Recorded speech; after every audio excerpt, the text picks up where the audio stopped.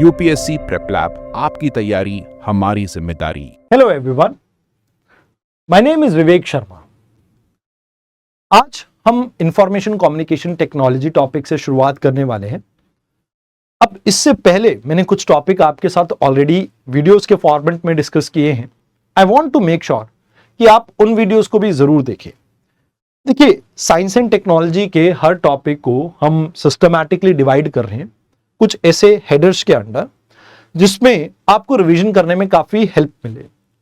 अब जनरली जो मेरी डिवीजन है वो पीवाईक्यू के बेसिस पे है, जिसमें हम उन टॉपिक्स को पिक करते हैं जहां पे सबसे ज्यादा क्वेश्चंस आने की प्रोबेबिलिटी रहती है।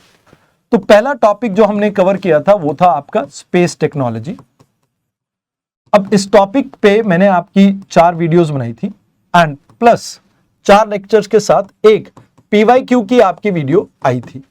एक नहीं थी, शायद 2 वीडियोस हैं इसमें, चेक कर लेना एक बारी। 2 वीडियोस हैं शायद पीवाईक्यू की जो यहां पे मैंने कवर की थी।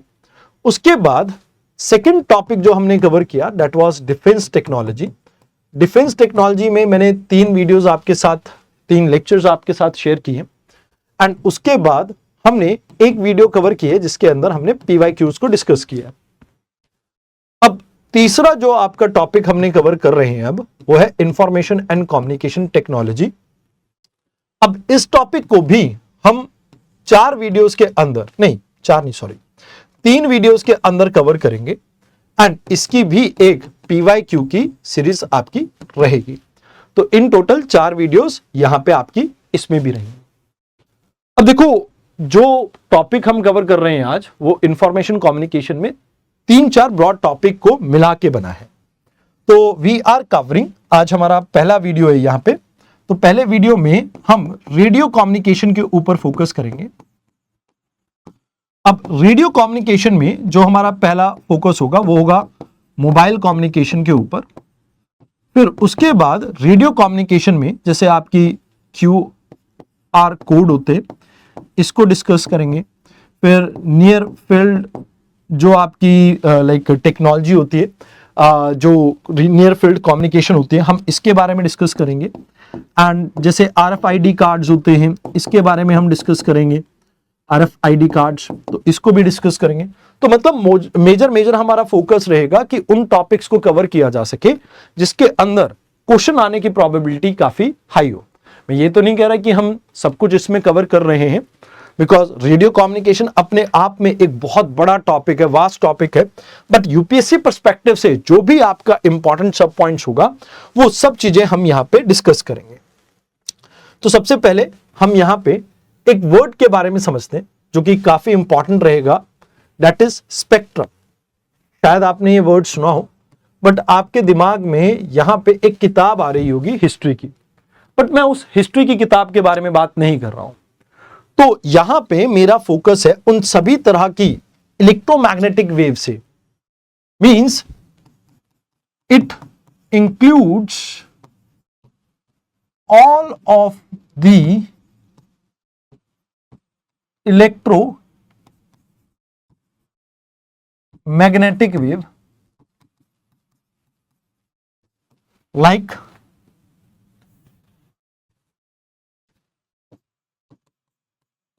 radio wave,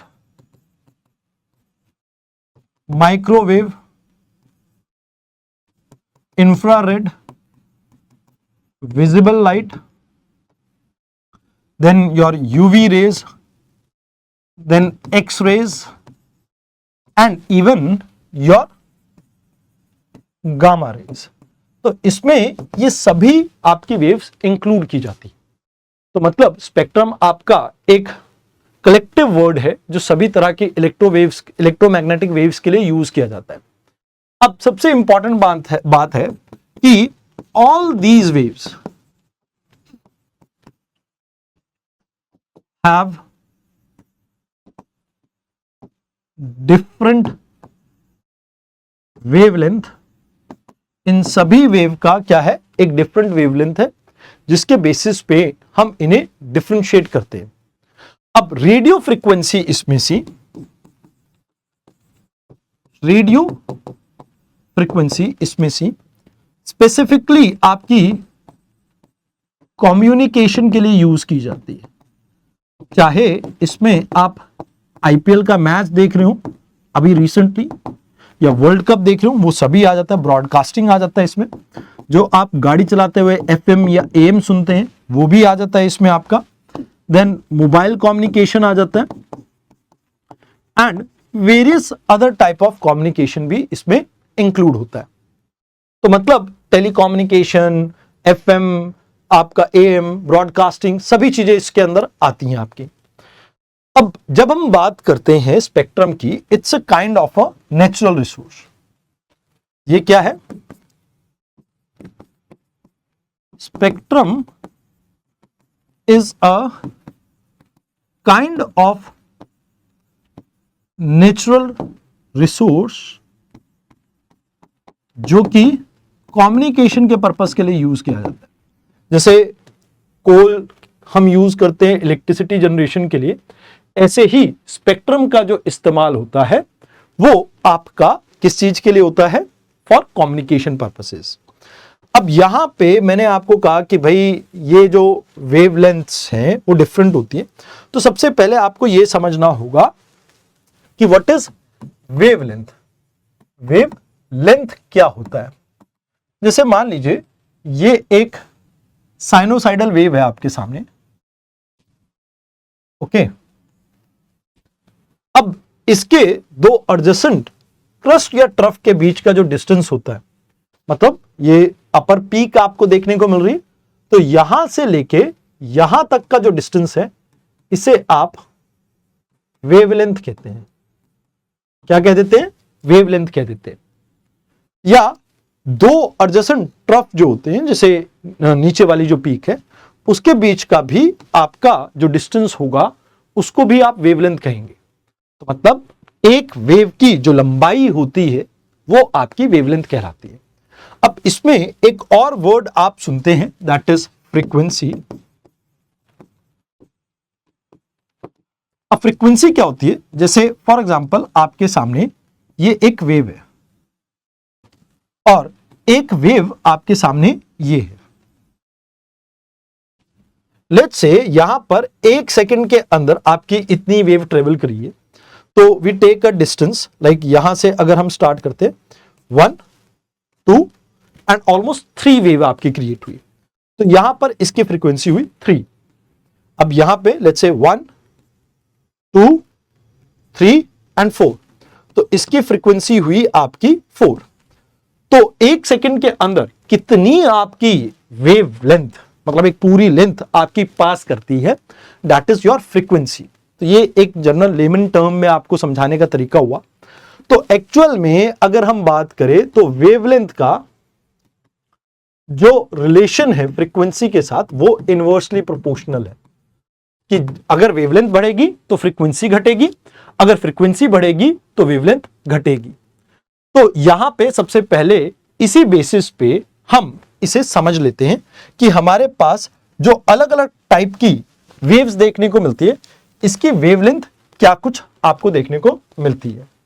तो सबसे पहले हम पहली वेव से स्टार्ट करते हैं, that is gamma wave.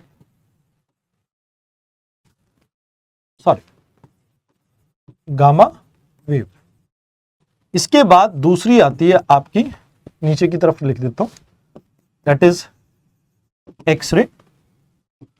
X ray के बाद तीसरी आती है आपकी अल्ट्रावायलेट रेज, फिर आपकी विजिबल लाइट आ जाती है। अब इसकी फ्रीक्वेंसी वगैरह याद करने की जरूरत नहीं है, बट एक क्रूड अंडरस्टैंडिंग के लिए काफी इंपॉर्टेंट है।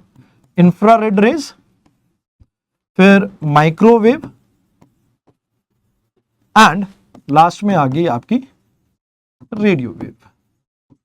तो ये इसके अलग अलग वेव्स आपको देखने को मिलती है।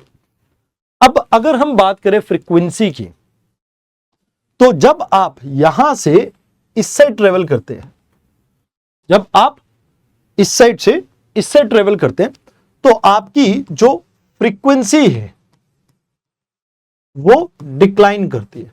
मतलब सबसे ज्यादा फ्रीक्वेंसी है गामा रेज की, इसी वजह से ये आपके डीएनए को भी म्यूटेट कर देती है एंड डैमेज करती है डीएनए को। तो अगर हम देखें तो समवेयर अराउंड 3 इंटू 10⁻23 हर्ट्ज की फ्रीक्वेंसी पे ये ऑपरेट करती है। Whereas on the other hand अगर इसकी बात करें 3 इंटू 10⁵ हर्ट्ज की फ्रीक्वेंसी पे आपकी रेडियो वेव ऑपरेट करती है। तो दोनों में ये एक स्टार्क डिफरेंट है, आपका डिफरेंस है। अब अगर हम वेवलेंथ की बात करें तो अगर आप इस साइड से शुरू होते हैं रेडियो वेव से टुवर्ड्स गामा रेज जाते हैं तो वेवलेंथ डिक्लाइन करती है। अब कितनी डिक्लाइन करती है? जैसे ये 10⁻⁻13 मीटर के आसपास देखने को मिलती है। और रेडियो वेव की अगर बात की जाए तो रेडियो वेव आपकी 10⁻3 मीटर के आसपास देखने को मिलती है। तो मतलब अगर हम देखें तो आपको यह समझ में आता है कि भाई गामा रेज की फ्रीक्वेंसी ज्यादा है बट वेवलेंथ कम है, और यहां पे रेडियो वेव की फ्रीक्वेंसी और अगर हम वेवलेंथ की बात करें तो वेवलेंथ ज्यादा है और फ्रीक्वेंसी कम है। तो ये चीज आपको यहां पे देखने को मिल जाती है। This is the basic thing जो आपको यहां पे पता होना चाहिए।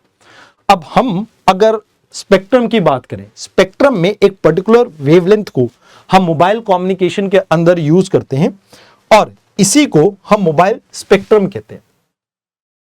इसको हमने क्या नाम दे रखा है? Mobile spectrum. अब जैसे जो मोबाइल स्पेक्ट्रम है इसके बारे में सबसे पहली चीज आपको याद रखनी है, it is part of your actual spectrum, part of actual spectrum that is used for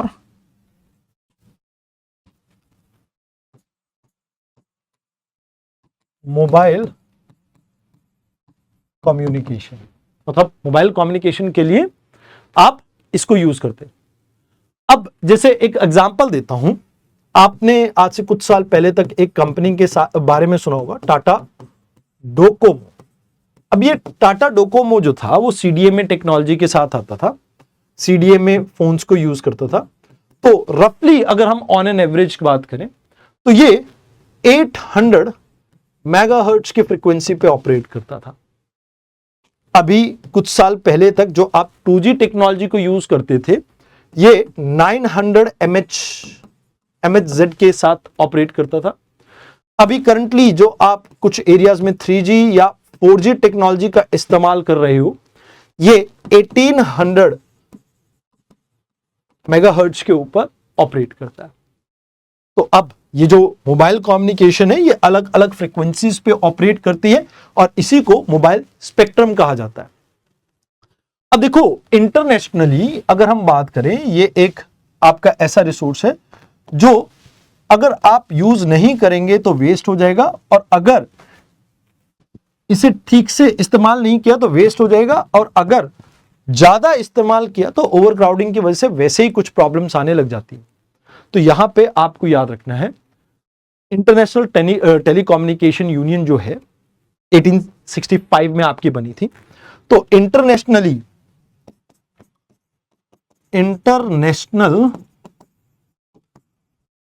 allocation of mobile spectrum basically आपका इंटरनेशनल टेलीकम्युनिकेशन यूनियन करती है, जो कि 1865 में आपकी बनी थी। तो मतलब this is the principle organisation जो इस चीज से डील आपकी करती है। वैसे इंडिया ने इसे बहुत लेट ज्वाइन किया था, तो India is a part, and हमने 1952 में इसको ज्वाइन किया था। When it comes to India, India में mobile spectrum allocation is done by एक आपका वायरलेस कम्युनिकेशन का प्लानिंग एंड कोऑर्डिनेशन विंग है, वो इसको करता है, wireless planning and coordination wing. तो इसको थोड़ा ऊपर करके यहीं पर ही लिख देता हूं, wireless planning and coordination wing. तो ये एलोकेट करता है अलग अलग कंपनीज को, जिसको टाइम टू टाइम ये ऑक्शन करते हैं। ऑक्शन में आपका एक बेस प्राइस होता है, उसके ऊपर सभी लोग लाइक बिडिंग करते हैं। बिडिंग के बेसिस पे जो आपका हाईएस्ट बिडिंग करता है उसको ये नेटवर्क्स जो है वो एलोकेट आपके कर दिए जाते हैं। तो ये चीज आपको याद रखनी है कि भाई लाइक अगर हम मोबाइल स्पेक्ट्रम की बात करें तो कुछ इस तरह से आपका वर्क करता है। अब मोबाइल स्पेक्ट्रम में दो चीजें आपको याद रखनी है।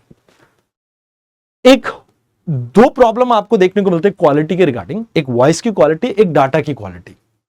तो frequently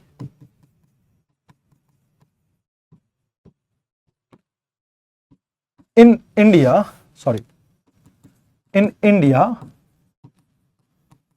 due to overcrowding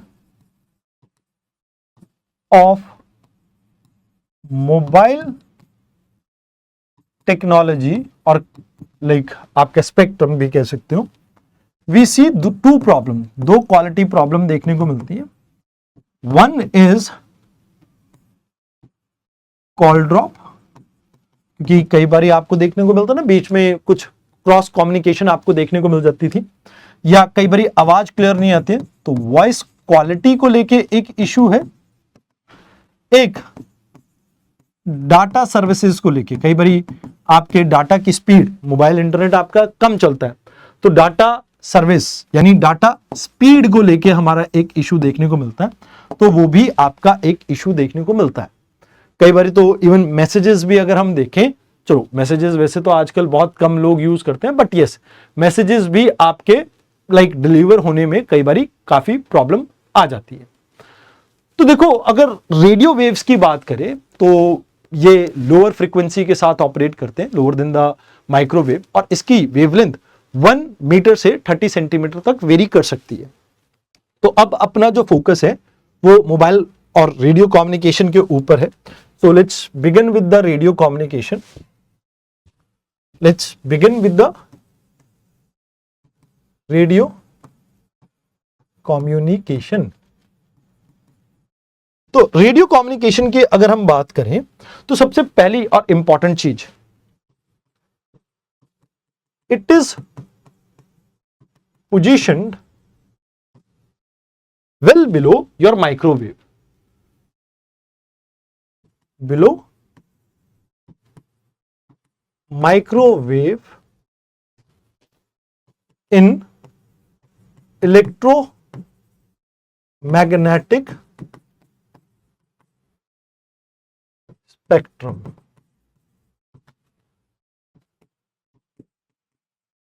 Wavelength can vary from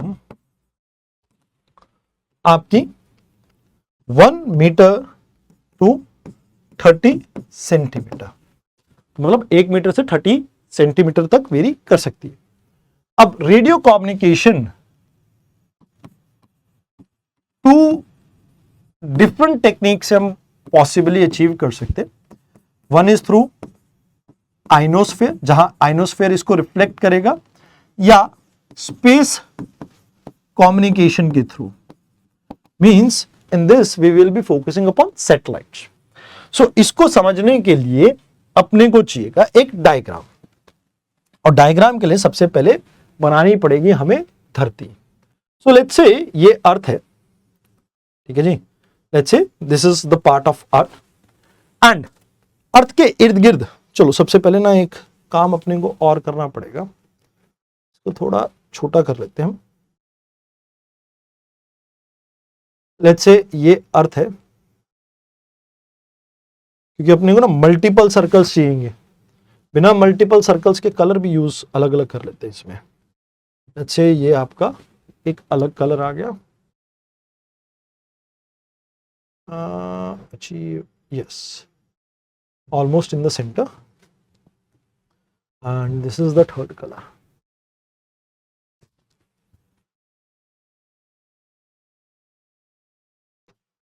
ये डायग्राम बनाने ना सबसे मुश्किल काम होता है, बट बिना डायग्राम के समझ भी बहुत कम आता है।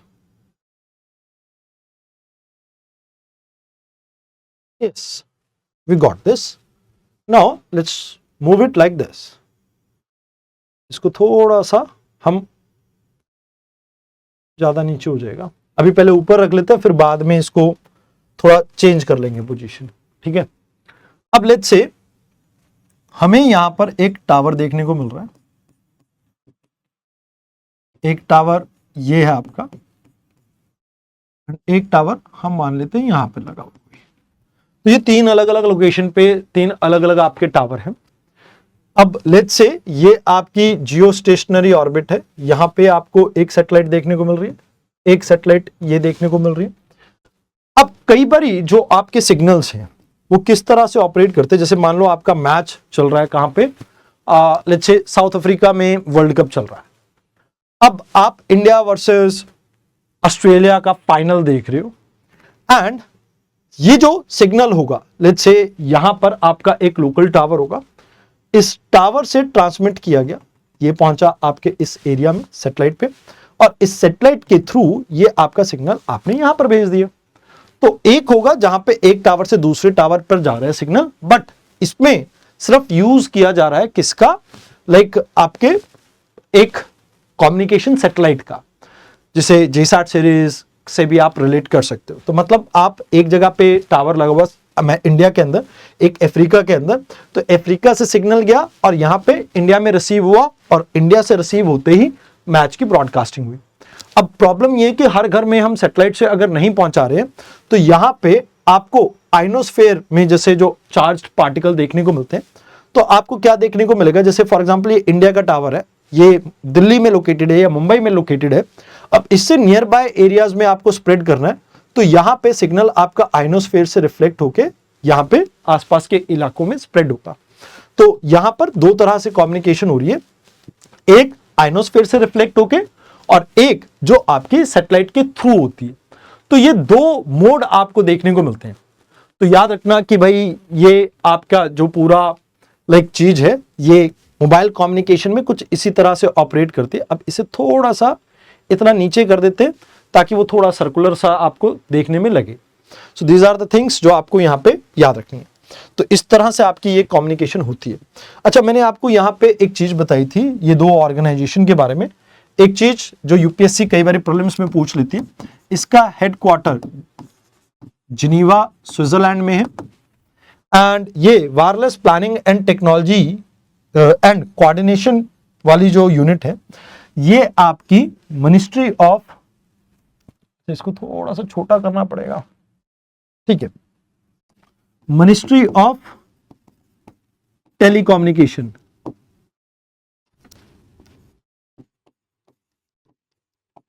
इसके अंडर ऑपरेट करेगी. ठीक है जी, ये चीज आपको यहां पे याद रखनी है. अब थोड़ा ये एलोकेशन के बारे में भी बात कर लेते हैं. कम्युनिकेशन तो मेजर कैसे प्रिंसिपल के ऊपर ऑपरेट करता है ये तो हमने समझ लिया, बट इसमें एक वर्ड यूज किया जाता है रिजर्व प्राइस. जैसे मैंने आपको कहा कि भाई पहले से ही हम एक प्राइस यहां पे मेंशन कर देते हैं कि भाई मिनिमम इतना प्राइस हम रखेंगे इसका, आपके स्पेक्ट्रम का. तो रिजर्व प्राइस वाले टॉपिक से हम स्टार्ट करते हैं. सो लेट्स से ये मिनिमम अमाउंट है जो सेट की जाती है गवर्नमेंट के द्वारा for auction. It's a minimum amount of money to be paid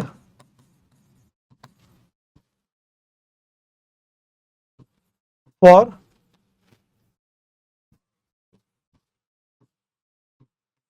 the spectrum. अब ये मिनिमम प्राइस हमने रिजर्व कर दिया. जैसे लेट्स से हमने ये कर दिया 50,000 करोड़ का, 50,000 करोड़ का, एंड इसके बाद द स्पेक्ट्रम इज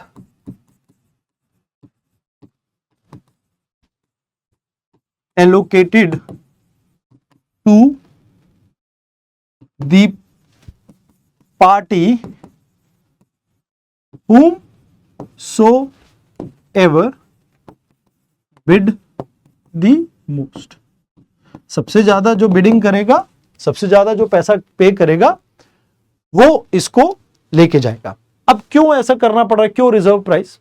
देखो, ये एक गवर्नमेंट के लिए रेवेन्यू सोर्स है, तो रिजर्व प्राइस क्यों है हमारा? Why? So because it's a source of revenue, revenue source for government. Second, क्यों हम ऐसा कर रहे हैं? तो सेकंड चीज जो हमें देखने को मिलती है, रेवेन्यू सोर्स के साथ साथ एक बात ये भी आ जाती है, it's a sacred resource. Means इसको अगर आप देखें तो स्कार्स कैटेगरी में आता है, स्कार्स रिसोर्स की कैटेगरी में आता है। अगर ऑप्टिमल यूटिलाइजेशन नहीं किया तो कहीं ना कहीं प्रॉब्लम रहेगी। तो अगर आप लाइक एलोकेशन ठीक से करना चाहते हैं तो उसके लिए आपको सामने वाले को पैसा पे करना पड़ेगा। अगर पैसा पे करेगा, अच्छा खासा पे करेगा, तो ऑटोमेटिकली वो उसको यूटिलाइज भी उतने बेटर तरीके से करेगा। सॉरी, बोलते बोलते कई बार प्यास लग जाती है। तो अब यहां पे हम इस चीज को अचीव करने के लिए एक टेक्निक का, क्योंकि आप अगर किसी चीज को लाइक महंगे दाम पे खरीद के लेके आ रहे हो तो आप कोशिश करते हो कि उसको बेस्ट यूटिलाइज कर सको, तो आप इसके लिए करते हो मल्टीप्लेक्सिंग।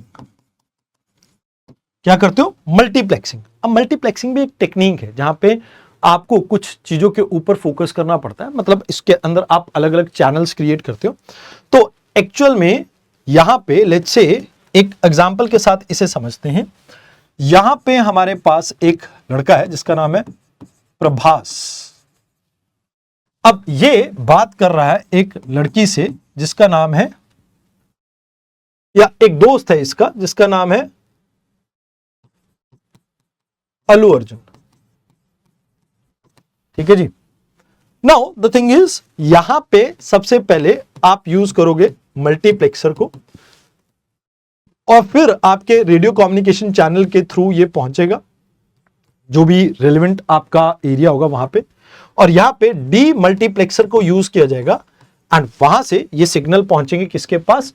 अल्लू अर्जुन के पास। So communication of information always take place through a channel, and उस चैनल को इफेक्टिवली यूज करना, एलोकेट करना, इसके लिए आपकी मल्टीप्लेक्सिंग को यूज किया जाता है। तो मस्ट अंडरस्टैंड, सबसे पहली चीज जो आपको समझनी है, communication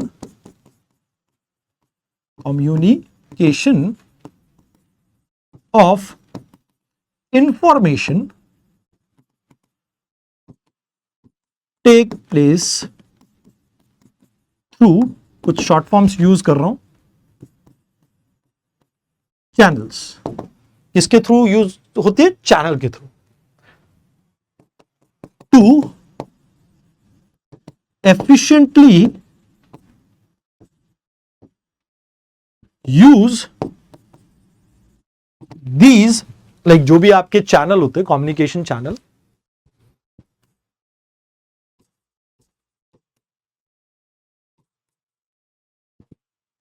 sorry,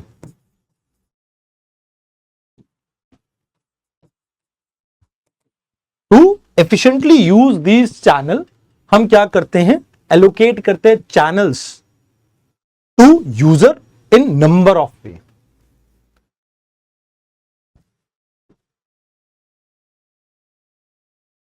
Sorry, we allocate these channels to users through multiple ways। अलग अलग तरीके से हम ये चीज अचीव करते हैं, एंड इसी टेक्नोलॉजी को हम मल्टीप्लेक्सिंग कहते हैं। अब इसमें लेट्स से एक एग्जांपल लेते हैं, फ्रीक्वेंसी डिवीजन मल्टीप्लेक्सिंग सबसे पहले, जिसे आप अक्सर FDMA के नाम से जानते हो, frequency division multiplexing. So let's say हमारे पास यहां पे एक फ्रीक्वेंसी है, एक फ्रीक्वेंसी क्रिएट कर देते हैं, ये फ्रीक्वेंसी है। अब इसको हमने ब्रॉडली डिवाइड कर लिया अलग अलग पार्ट में, 1 2 3 4, 5, 6 एंड 7। अब इसको नाम दे दिया A, B, C, D, E, F, G, H, I, J, K, L, M, N। अब इसमें मैं अलग अलग फ्रीक्वेंसी अलग अलग लोगों को एलोकेट कर दूंगा। लेट्स से पहली फ्रीक्वेंसी मैंने एलोकेट की खुद को, जैसे विवेक को। दूसरी फ्रीक्वेंसी मैंने एक पर्सन को एलोकेट कर दी, योगी। फिर तीसरी फ्रीक्वेंसी मैंने एलोकेट कर दी राहुल। चौथी मैंने कर दी मोदी जी को। और चौथी के बाद पांचवी कर दी अमित को। फिर छठी कर दी मैंने राजनाथ जी को। फिर ये कर दी मैंने नितिन को। तो मतलब यहां पे अगर आप देखेंगे तो ये अलग अलग फ्रीक्वेंसीज को अलग अलग पर्सन को एलोकेट करके मैं अपना काम यहां पे निकालता हूं। बट जनरली इसमें थोड़े वेस्टेज के चांसेस हो जाते हैं और हम इसे यूज नहीं करते हैं बहुत फ्रिक्वेंटली। फिर एक और तरीका होता है, मतलब कुछ जगह पे हम यूज करते हैं बट हर जगह पे यूज नहीं करते। फिर एक तरीका होता है आपका TDMA, यानी time division multiplexing. TDMA, time division multiplexing. अब इसमें हमने स्लॉट्स डिवाइड कर दिए on the basis of time. Let's say मैंने यहां पे एक टाइम स्लॉट डिवाइड किया 9 बजे से लेके 9:30 बजे तक का। हाइपोथेटिकली एग्जांपल दे रहा हूं, ऐसे इसकी डिवीजन नहीं होती है। लाइक आपको समझाने के लिए कि जैसे फ्रीक्वेंसी डिवीजन क्या है, टाइम डिवीजन क्या है। बट आप जब इलेक्ट्रॉनिक्स पढ़ेंगे तो उसमें इसके बारे में और डिफरेंट तरीके से एक्सप्लेन किया हुआ है। तो don't take it in a journal form, because UPSC journalistic है, तो थोड़ा एक ब्रॉड एक अंडरस्टैंडिंग के लिए इस तरह की डिवीजन से मैं आपको समझा रहा हूं। फिर दूसरा स्लॉट है 9:30 से लेके 10 AM तक का। फिर 10 से लेके लेट्स से 10:30 का स्लॉट है। एंड फिर 10:30 से लेके let's say last one is 11 AM का स्लॉट है। तो यहां पे पहला स्लॉट मैंने मान लो रजनी को दे दिया। दूसरा स्लॉट मैंने लेट्स से छाया को दे दिया। तीसरा स्लॉट मैंने छवि को दे दिया एंड चहक को दे दिया लास्ट स्लॉट। तो ये टाइम डिवीजन मल्टीप्लेक्सिंग इन अ क्रूड फॉर्म कि भाई टाइम स्लॉट के हिसाब से मैंने यहां पे एक्सेस आपका डिवाइड कर दिया। अब लास्ट में एक और तरीका आता है, that is CDMA। Although UPSC ने आज तक इसके बारे में कभी क्वेश्चन नहीं पूछा है और ना पूछेगा। CDMA जनरली यूएस में यूज किया जाता है, कोड डिवीजन मल्टीप्लेक्सिंग एक्सेस। सो अगर हम इसकी बात करें तो इसमें हम कोड्स का इस्तेमाल करते हैं फॉर मल्टीप्लेक्सिंग। बस दैट्स इट, इतना इसके बारे में याद रख लो, that is more than sufficient. अब देखो इसमें अलग अलग टाइप की चीजों के बारे में अब हम पढ़ेंगे, काफी इंपॉर्टेंट रहता है ये पार्ट। अब इसमें सबसे इंपॉर्टेंट बात क्या आती है कि अलग अलग टाइम पे हमारे यहां पर हमें अलग अलग टेक्नोलॉजी देखने को मिली है। तो उसमें से 4G, 5G, 6G recent time की टेक्नोलॉजी है, जिसके बारे में हम थोड़ा डिटेल में पढ़ेंगे। बाकी थोड़ा 19-20 थोड़ा लिटिल हम पढ़ लेंगे। तो इंडिया के अंदर या वर्ल्ड के अंदर मोबाइल कम्युनिकेशन की किस तरह से आपको एवोल्यूशन देखने को मिली है, इसके बारे में लेट्स डिस्कस। तो सबसे पहले आपको फर्स्ट जनरेशन ऑफ मोबाइल देखने को मिलता है, जिसको 1G भी कहा जाता है। अब जनरली इसको आप एसोसिएट करते हो कि ये 1980 की दशक में आया था, 1980s में। इसमें कॉलिंग की आपको फैसिलिटी थी बट रोमिंग नहीं मिलती थी आपको। मतलब अगर आप अदर नेटवर्क मतलब नेटवर्क कवरेज एरिया जो है ना आपका, जैसे इसमें क्लस्टर्स के अंदर आपके एरियाज बटे होते थे, अगर आप उस क्लस्टर से बाहर चले जाओगे तो रोमिंग फैसिलिटी नहीं होती थी। तो मतलब जैसे मेरा पंजाब सर्कल पड़ता है, पंजाब सर्कल से अगर मैं बाहर चला जाता हूं तो हरियाणा में मेरे को लाइक रोमिंग सर्विसेज, कॉलिंग वगैरह कुछ नहीं मिलेगा। तो यहां पे जनरली अगर आप मैसेजेस की बात करें तो मैसेजेस और रोमिंग की फैसिलिटी नहीं थी, कॉलिंग की थी। जनरली इसमें जो सिग्नल्स यूज किए गए थे एनालॉग किए गए थे एंड 24 केबी पर सेकेंड केबीपीएस की स्पीड इसमें यूज की गई थी। तो याद रखना, इसके बारे में ये बेसिक इंफॉर्मेशन है जो आपको पता होनी चाहिए। अब इसके बाद सेकंड टेक्नोलॉजी आती है आपकी, सेकंड जनरेशन मोबाइल नेटवर्क। ये 1990 के दशक के आसपास आपको देखने को मिलते, वो 80s में था, ये 90s 91 some time you can record it. India में ऑल्दो बहुत कम आया, बहुत लेट आया था। तो डिजिटल सिग्नल को इसमें इंट्रोड्यूस किया गया था, बट अभी भी आपकी रोमिंग के चार्जेस वगैरह लगते थे। तो रोमिंग की फैसिलिटी मोर और लेस इसमें भी बहुत कम देखने को मिलती थी, चार्जेस वगैरह लगते थे। बट इसमें आपके वो जो बड़े बड़े मैसेज करके लोग भेजा करते थे वो देखने को मिलते हैं। तो आप एमएमएस तो नहीं बट एसएमएस जरूर भेज सकते थे। हाँ, इसमें थोड़ा लाइक एमएमएस भेज सकते थे बट बहुत स्लो स्पीड हो रहती थी। एंड ईमेल आप ड्राफ्ट कर सकते थे अपना। एंड मोबाइल की जो कम्युनिकेशन स्पीड थी, डाटा स्पीड थी, वो भी बहुत स्लो हुआ करती थी, 64 केबी पर सेकंड के आसपास, 64 केबीपीएस। देन तीसरी जो जनरेशन आती है दैट इज 3G जनरेशन। अभी जो 3G जनरेशन है अगेन डिजिटल सिग्नल्स के साथ आती है, डिजिटल सिग्नल्स के साथ आती है। एंड इसमें हम कुछ नए एडवांसेस देखते हैं जो कि लाइक आप कह सकते हो 2000 के आसपास आपको देखने को मिलती है वर्ल्ड में। अब इसमें जो डाटा स्पीड है वो 144 केबी पर सेकंड के आसपास पहुंच जाती है।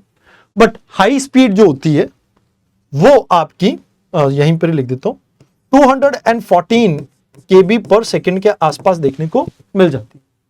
तो यानी अब आप पहली बार सेंड एंड रिसीव कर सकते थे इमेजेस को, सेंड एंड रिसीव इमेजेस, यानी एमएमएस, एसएमएस, रोमिंग, लगभग ये सभी चीजें आपकी इसमें आ गई थी। बट कुछ देशों में इसकी स्पीड अच्छी होने की वजह से टीवी एंड ब्रॉडकास्टिंग को भी आप इसमें देख सकते थे।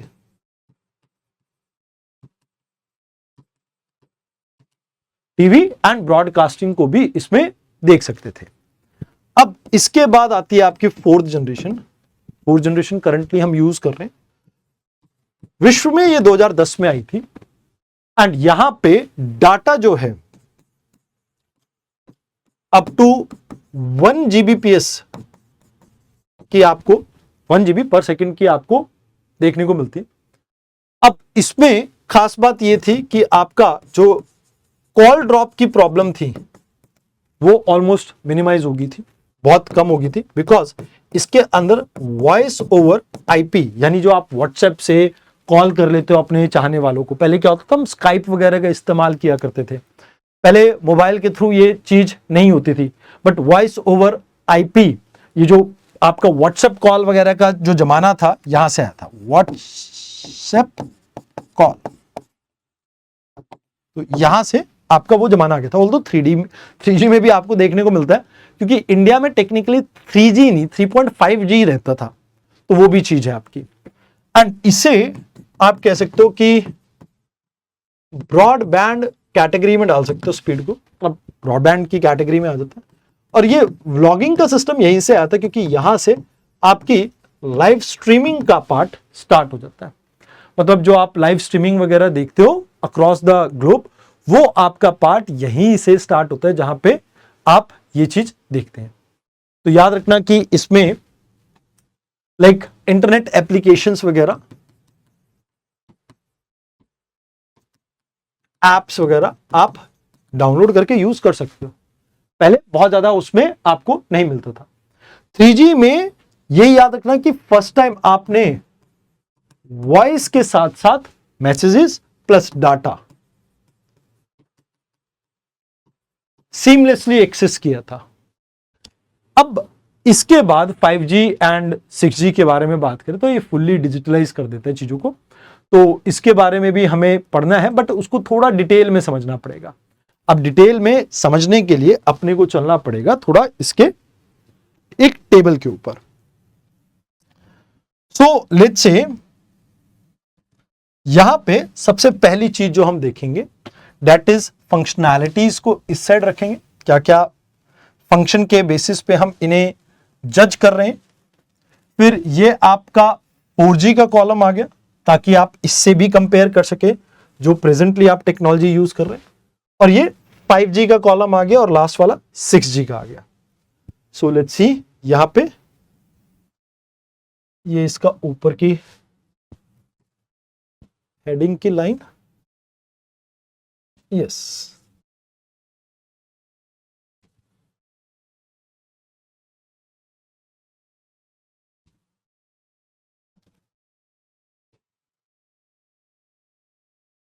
तो सबसे पहली चीज जो हम यहां पर देखते हैं दैट इज अबाउट लेटेंसी।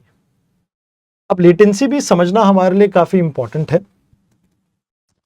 क्योंकि लेटेंसी अगर आप नहीं समझेंगे तो दोनों को कंपेयर कैसे करोगे। तो ये 4G है आपका, 5G है आपका एंड 6G है आपका। देखो लेटेंसी का कॉन्सेप्ट क्या है,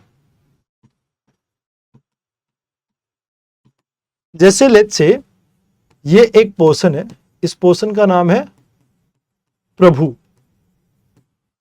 एंड इसका नाम है गणेश। अब इन दोनों ने आपस में कम्युनिकेशन करनी है। लेट्स से प्रभु यहां पर पूछ रहे हैं आपसे where are you question mark. अब यहां पे ये लिखता है Ganesh I am waiting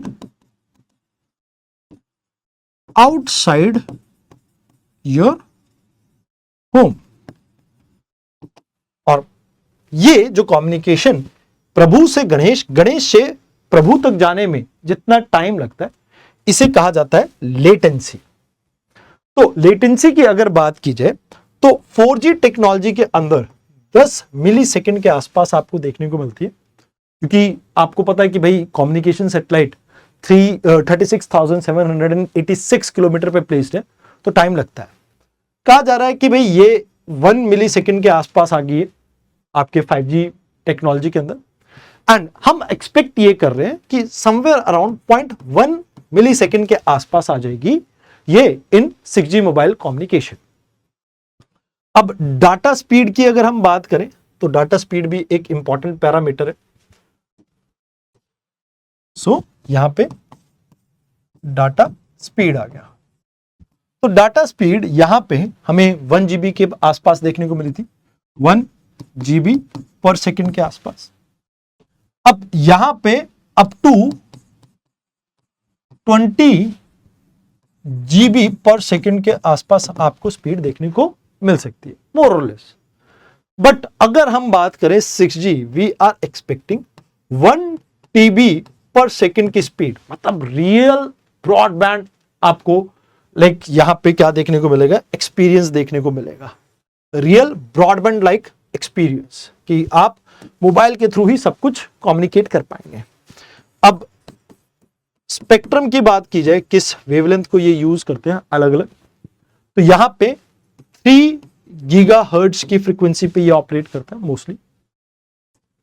like कुछ केसेस में 900 मेगाहर्ट्ज के ऊपर भी ऑपरेट करता है, बट ये 30 गीगाहर्ट्ज के आसपास ऑपरेट करेगा, एंड ये 95 गीगाहर्ट्ज से लेके टिल 3 टेराहर्ट्ज तक आपका ऑपरेट करेगा। अब इसमें कितने कनेक्शंस आप प्रोवाइड कर सकते हैं, that is also a point.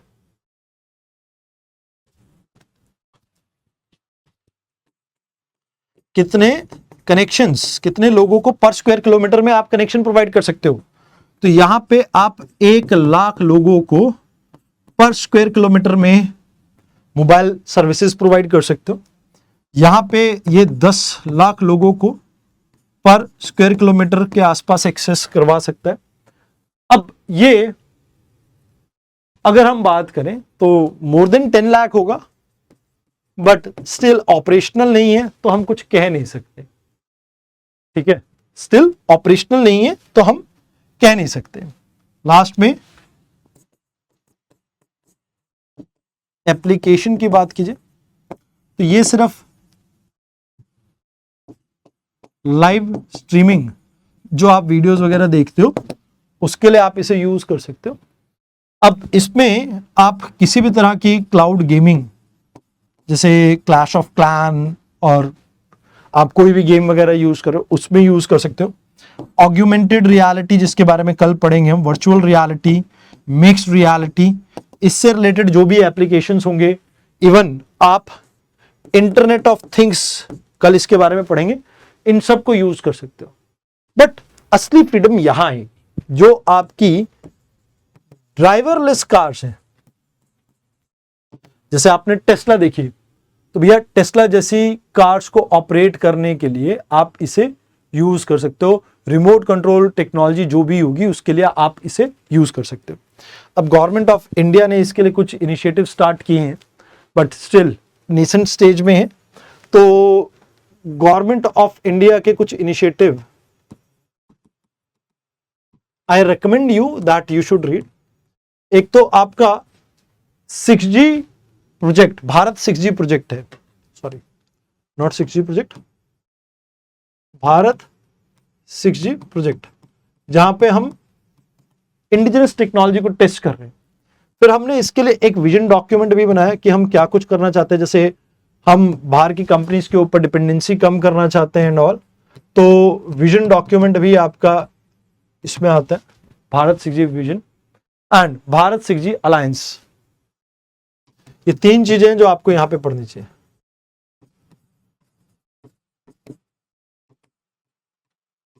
तो ये कुछ चीजें हैं जो आपको यहां पे पढ़नी चाहिए। आई रिकमेंड कि ये काफी हद तक आपको हेल्प करेगा। अब देखो कम्युनिकेशन के अंदर जो नेक्स्ट चीज हम देखते हैं that is your near field communication. अब ये काफी सारी जगह पे यूज हो सकता है। ठीक है, इसका यूज एप्लीकेशन काफी जगह पे यूज हो सकता है। आपने कभी एटीएम कार्ड यूज किया जिसको टैप करके आपने कभी पेमेंट की हो?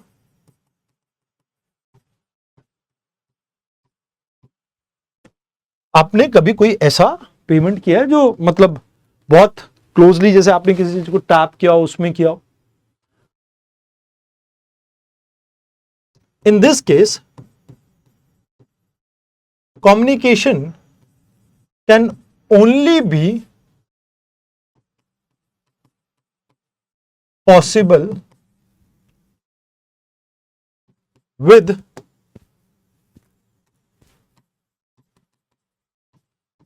devices in close physical contact. Close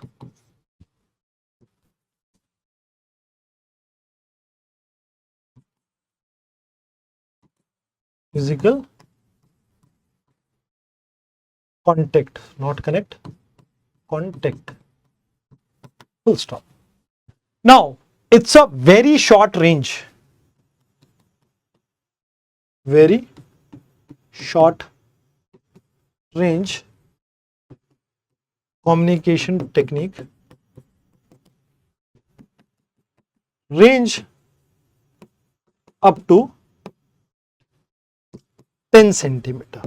मतलब इतना क्लोज कांटेक्ट चाहिए, मतलब 10 तो चलो फिर भी शायद कुछ केसेस में ज्यादा हो सकता है, but I will say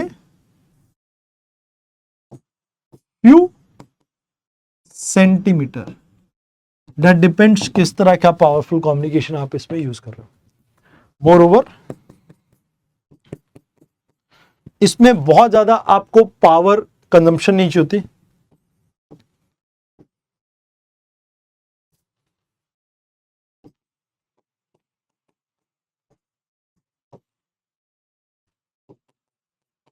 is required. बस इतनी ही पावर चाहिए जिससे आप इसको क्या कर सको, चार्ज कर सको। तो यहां पर याद रखना, negligible power is required. And सबसे इंपॉर्टेंट बात, अब जैसे आप कई बार कुछ चीजों में बहुत ज्यादा डाटा ट्रांसफर कर सकते हो, बट इसमें small amount of data transfer possible है आपका। अब आप सोच रहे होंगे कि इसका इस्तेमाल कहां कहां क्या क्या करते हैं और आपने कब किया होगा। तो लेट्स से अगर आप इसे देखना चाहें तो मोबाइल के अंदर इसके एप्लीकेशन है, मोबाइल फोन्स के अंदर, जैसे एयरपॉड ड्रॉप से आपका एयर ड्रॉप, तो वो भी एक इस तरह की चीज है। तो मतलब आप डाटा एक्सचेंज के अंदर इसको यूज कर सकते हैं। मोबिलिटी के अंदर इसका यूज है, जैसे आपने मेट्रो कार्ड देखे होंगे, मेट्रो कार्ड जो टच करके गेट खुल जाते हैं आपके, तो एक तरह से आप कह सकते हो स्मार्ट टिकटिंग के अंदर इसके एप्लीकेशन है। देन हेल्थ केयर के अंदर जैसे स्मार्ट एक्सेस आप प्रोवाइड करते हो, तो स्मार्ट एक्सेस हॉस्पिटल या किसी भी ऑफिस बिल्डिंग्स वगैरह में आप इसका इस्तेमाल कर सकते हो। इवन आपके लॉजिस्टिक सेक्टर के अंदर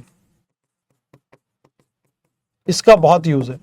अब जैसे फ्रिक्वेंटली अगर आपने देखा हो इंडिया के अंदर बहुत जगह पे आपको चोरी चकारी देखने को मिलती है इन द पीडीएस स्कीम और बाकी अदर एरियाज में भी, तो वहां पर भी इसके एप्लीकेशन आपको देखने को मिल जाते हैं। तो this is near field communication for you.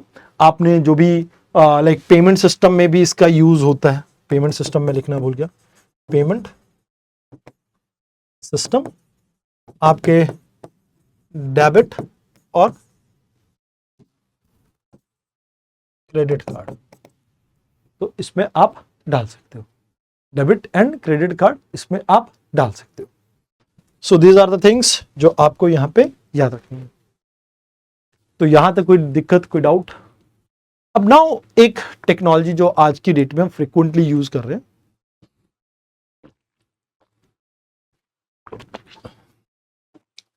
अब इसमें आप इसे RFID कार्ड के नाम से जानते हो, या आपने नाम सुना होगा past card, RFID technology. Past card या RFID, ये फुल फॉर्म है इसकी radio frequency identifier, ID identifier. So ये रेंज में ऑपरेट कर सकता है अप टू 100 मीटर। यहां पर आपको लाइन ऑफ साइट चाहिए होता है, दैट इज इंपॉर्टेंट, बहुत इंपॉर्टेंट है। लाइन ऑफ साइट मतलब जहां पे आपका डिवाइस और ये एक साथ होनी चाहिए एक लाइन में।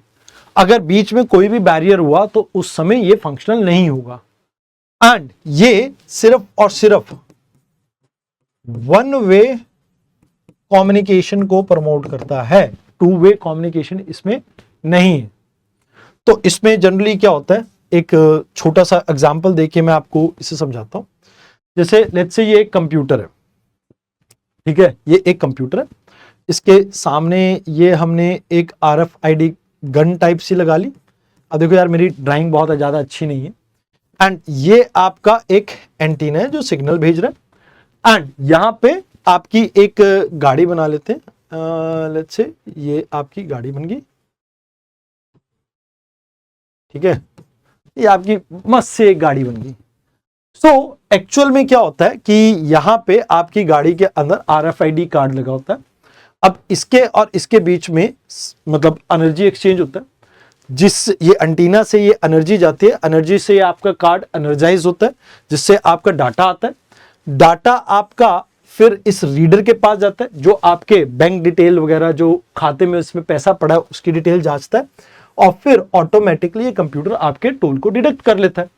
सो बेसिक अगर हम बात करें तो यहां पे ये जो RFID टैग है ये आपके किसी एक एसेट के साथ अटैच होगा।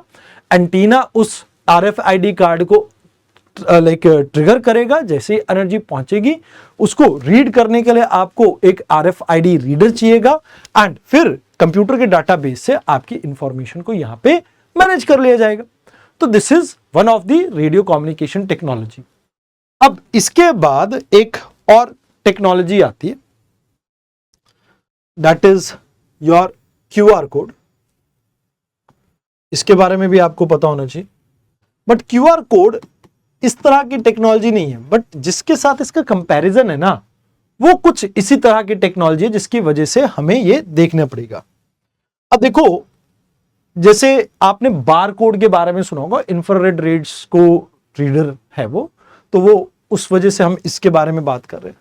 तो ये बेसिकली कोड जो है ये स्टोर करता है आपका डाटा, बट डाटा स्टोरेज अगर इसमें बात की जाए तो 7089 डिजिट का ये डाटा आपका स्टोर कर सकता है। अब इस डाटा के अंदर आप कुछ भी डाल सकते हो, कोई वेबसाइट का वेब लिंक भी डाल सकते हो, ठीक है ना, मतलब कोई वेबसाइट का, फिर कोई टेक्स्ट भी डाल सकते हो, कोई पिक्चर भी डाल सकते हो, इट्स अप टू यू। अब इसके लिए कोई आपको अलग से डिवाइस नहीं चाहिए, स्कैन कर सकते हो with mobile camera. Mobile camera के साथ आप इसे स्कैन कर सकते हो किसी भी एंगल से। आप ये कह सकते हो 360 डिग्री का कवरेज है इसका, किसी भी एंगल से आप इसे कवर कर सकते हो। तो ये ओमनी डायरेक्शन वाला है, डायरेक्शन वाला है। ओमनी डायरेक्शन मतलब किसी भी साइड से स्कैन करोगे चल जाएगा। एंड ये 2 डायमेंशनल है। क्या है? 2D, यानी 2 डायमेंशनल है।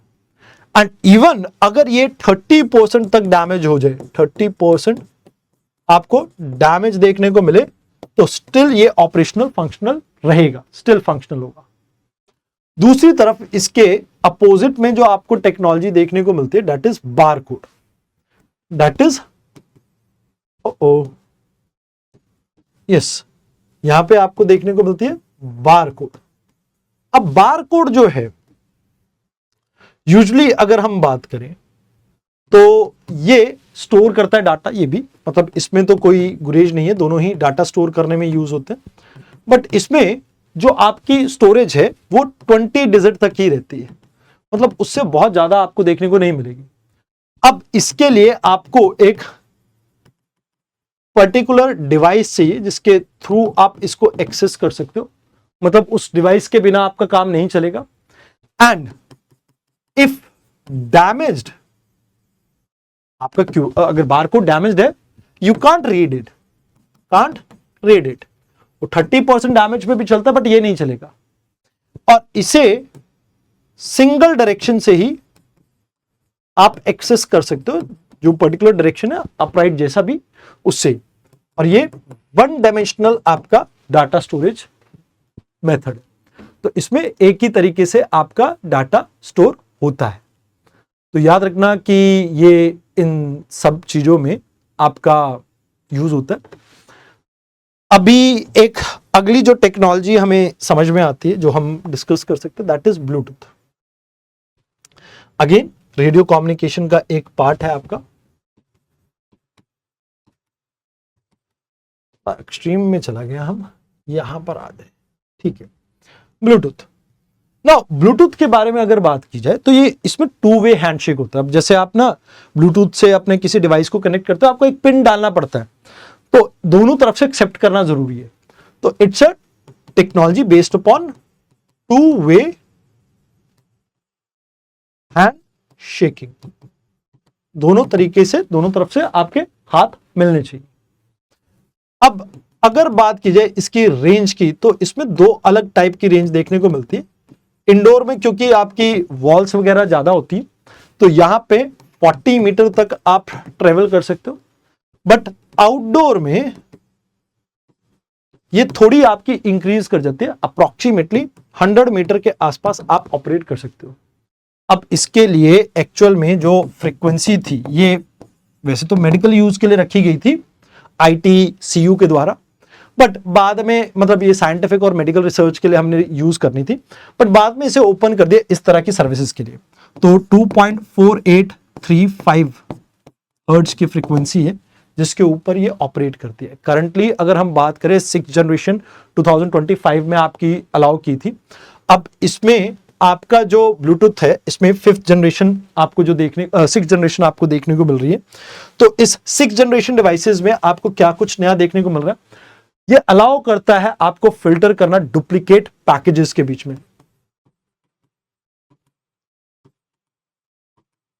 पहले क्या होता था कि भी सेम नाम के दो आपके डिवाइसेस आ गए तो उसके बीच में डिफरेंशिएट नहीं कर पाता था। अब इसमें बेटर स्पीड, जो लैग था वो कम हो गया, एंड बेटर रेंज। अब जो डिवाइसेस हैं इसमें एनर्जी एफिशिएंसी इंक्रीज होगी, तो इस वजह से इसकी बैटरी लाइफ भी अच्छी है।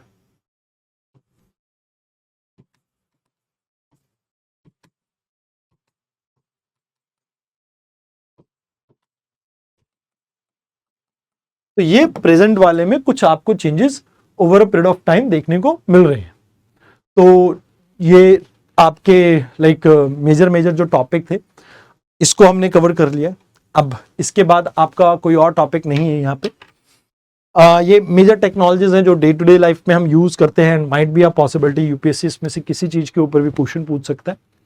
अब इसके बाद जो नेक्स्ट टॉपिक हम स्टार्ट करेंगे that will be about other technologies like augmented reality, virtual reality, metaverse क्या होता है। फिर इसके साथ साथ हम लाइक और भी बहुत सारी चीजें देखेंगे। एंड लास्ट वाले दिन हम कंप्यूटर से रिलेटेड काफी सारी टेक्नोलॉजीज के बारे में देखेंगे, जैसे quantum computer, super computers and all. तो आज के डिस्कशन में इतना ही था। आई होप आपको डिस्कशन अच्छी लगी हो। धन्यवाद।